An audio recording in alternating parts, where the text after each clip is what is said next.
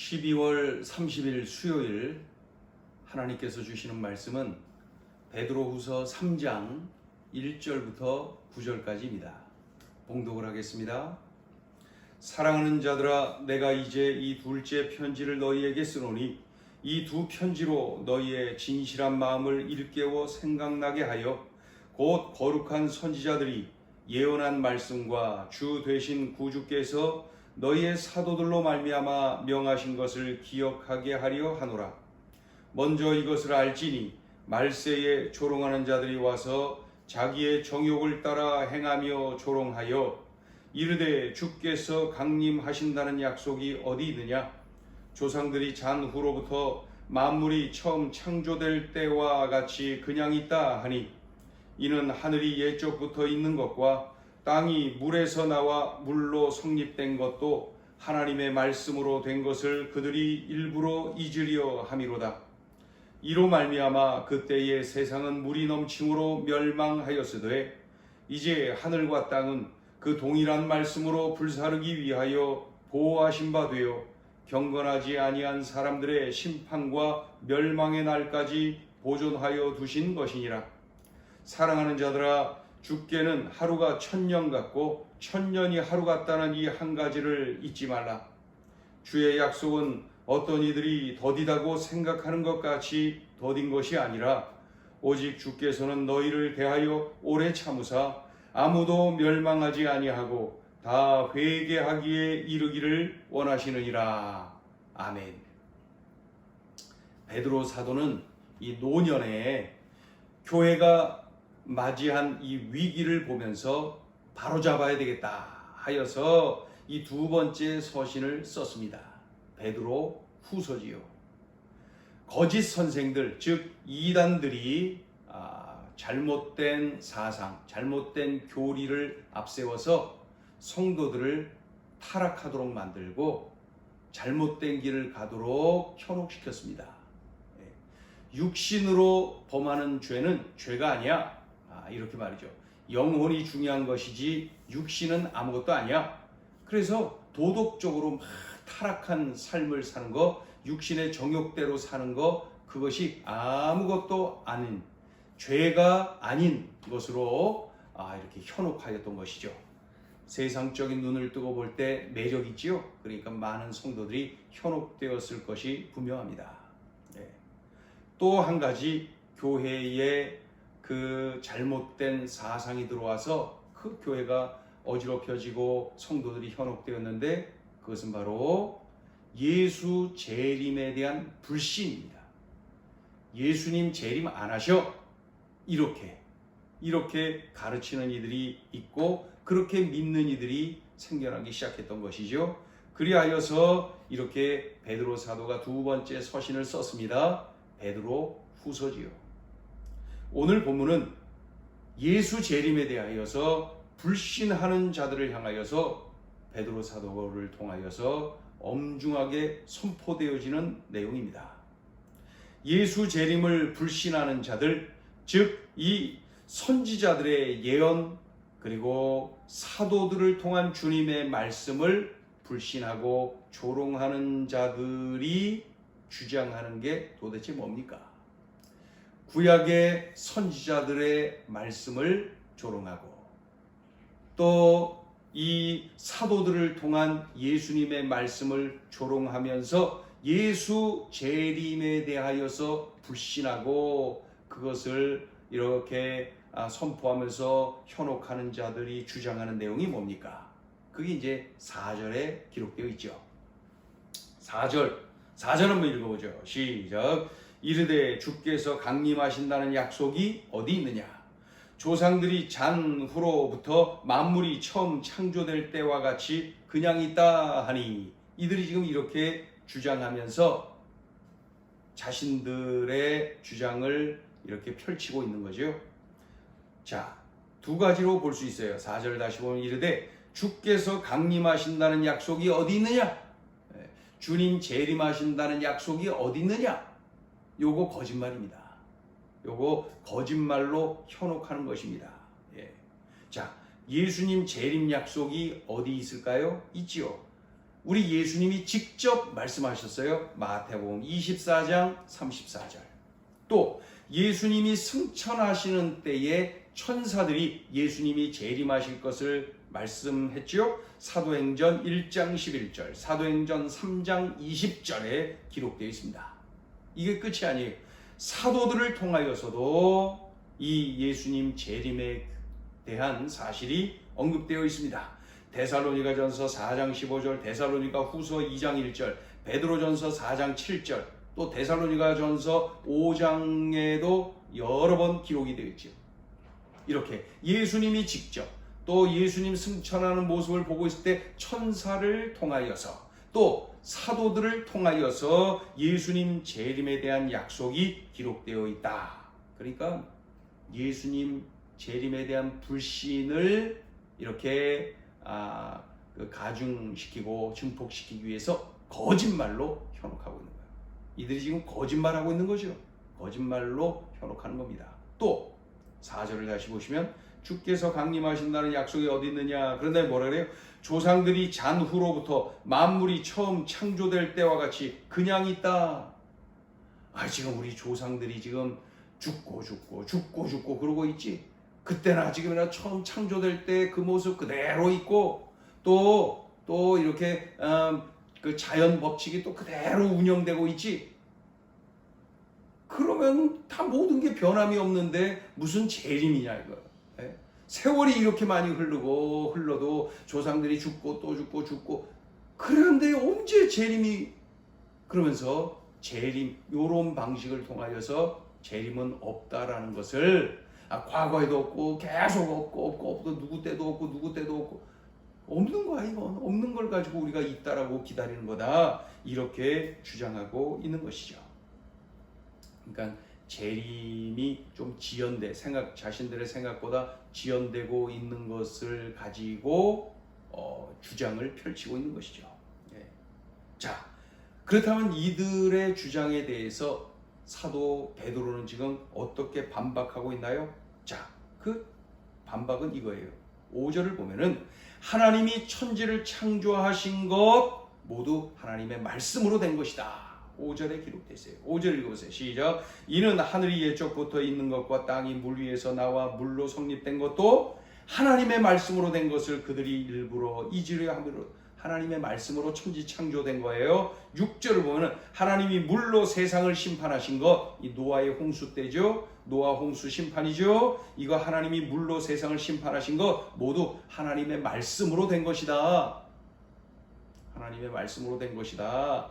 그러니 하나님의 말씀대로 천지 창조됐지, 하나님의 말씀대로 물로 세상을 심판하셨지, 하나님의 말씀으로 이제는 불로 심판하실 거야.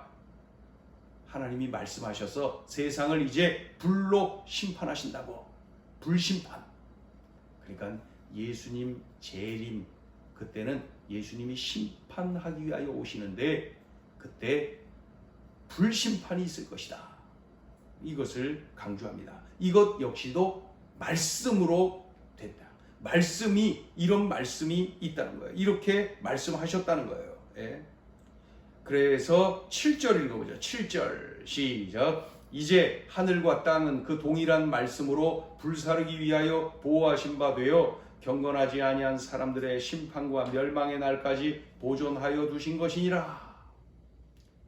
그 동일한 말씀으로 천지 창조하실 때 하셨던 그 말씀, 노아의 홍수, 물로 홍수 심판을 하실 때에 하셨던 그 말씀과 동일한 말씀으로 불심판을 예언하셨다는 거예요. 불심판을 약속하셨다는 거예요. 불심판. 어디요? 구약에 이사야 29장 6절, 30장 30절, 34장 4절, 다니엘 7장 9절, 요엘 2장 30절 31절에 불심판이 예언이 되어 있습니다.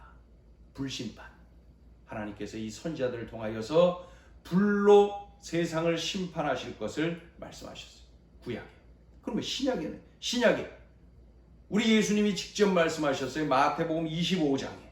또 그 사도 바울을 통하여서 말씀하십니다. 고린도전서 3장 13절, 데살로니가 후서 1장 8절에 불심판에 대한 예언이 기록되어 있습니다. 동일한 하나님의 말씀대로 창조하신 그 말씀, 물로 심판한 노아 홍수 때의 그 심판에 대한 그 말씀, 이제 그 동일한 말씀으로 불심판이 예언되어 있다. 그때는 심판주로 예수님 오시는 재림과 연결돼서 이렇게 말씀하시는 거예요. 자, 7절을 한 번 더 읽어보세요. 시작. 이제 하늘과 땅은 그 동일한 말씀으로 불사르기 위하여 보호하신 바 되어 경건하지 아니한 사람들의 심판과 멸망의 날까지 보존하여 두신 것이니라. 그러니 더딘 것 같아서 없다라고 말하면 안 돼. 하나님이 말씀하셨기 때문에 말씀하신 대로 되는 거야. 반드시 심판의 날, 멸망의 날이 오는 거야. 예수님 없이 사는 이들에게 반드시 이러한 심판, 멸망의 날이 온다. 반드시 온다. 인간의 생각으로 더디다고 생각하는 거다. 그러나 반드시 하나님의 말씀대로 된다. 그래서 8절에 읽어보죠. 8절 시작. 사랑하는 자들아, 주께는 하루가 1000년 같고 1000년이 하루 같다는 이 한 가지를 잊지 말라. 그러니까 하나님의 섭리의 때를 인간의 시간 개념으로 생각하고 판단하는 거, 그거 어리석은 일이다. 하나님의 시간 개념, 이 카이로스, 인간의 시간 개념, 이 크로노스. 그래서 인간의 시간 개념으로 하나님의 섭리의 때를 판단할 수가 없는 것이다.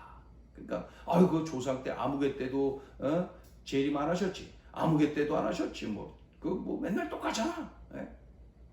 그런데 무슨 재림이 있다 그래? 이렇게 얘기하고 막 거짓말을 해가면서 속이고 말이죠. 그러나 주께는 하루가 1000년 같고 1000년이 하루 같다. 우리의 시간 개념으로 하나님의 섭리의 때를 판단해서는 안 된다. 그런 말씀이죠. 그러니 말씀하셨으면 말씀대로 된다는 거예요. 말씀대로 천지창조, 말씀대로 노아의 홍수, 물로 심판, 이제 말씀대로 불심판이 예언되어 있다. 예수님 오시는 그때 말이죠. 그러면서 9절에 참 우리의 가슴을 치는 소중한 말씀이 기록되어 있어요.